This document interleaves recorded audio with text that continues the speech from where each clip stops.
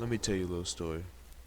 It was a virus though with pies and bias. The spread was inevitable, preventable, maybe salvageable. Nah. Religious or not, you would have thought there were more than robots in this universe where we converse, coerce, and rehearse just like I do on this verse. But let me get back to the virus. Almost like papyrus. People thought it was a joke. Haha, no. See, this was something different, something new, once it was in your blood. What could you do? Victims felt powerless, the void between life and death, like the super blame of bet that really had to coalesce. By the time it reached your brain, you were already done. Zombie at worst, a bum at best. The virus primarily attacks the cerebral cortex like a vortex that sucks your soul. You change completely, sometimes measly. But most importantly, your sensory connections are gone, both input and output. You must hang on, so they can't control the brain, at least not consciously. They got no sense of it at all, unfortunately. The longer you have it, the worse it becomes. Thoughts are trapped inside. They really don't know if they are dead or alive. Dead or alive. They really feel dead inside. Dead inside.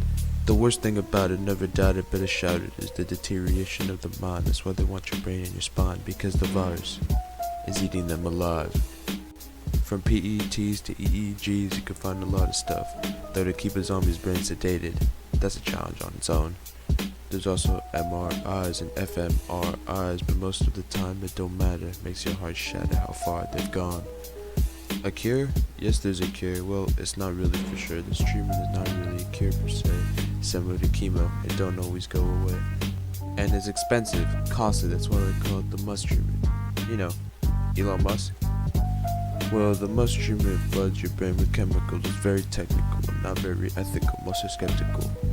And rightfully so, this treatment kills parts of the brain with those chemicals. It's like a full reset.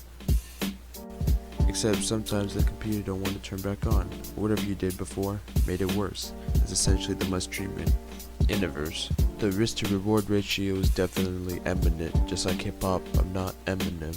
So now you know, the worst pandemic the world had ever seen attacked our brains, made it impossible to touch, taste, hear, or smell. I hope I conveyed it well. The longer you have it, the worse it becomes. Thoughts are trapped inside. They really don't know if they are dead or alive. Dead or alive. They really feel dead inside. Dead inside. So this is just to let you know out there, every time you think your life is worse, it could literally be a curse. You better be grateful, or else you're next.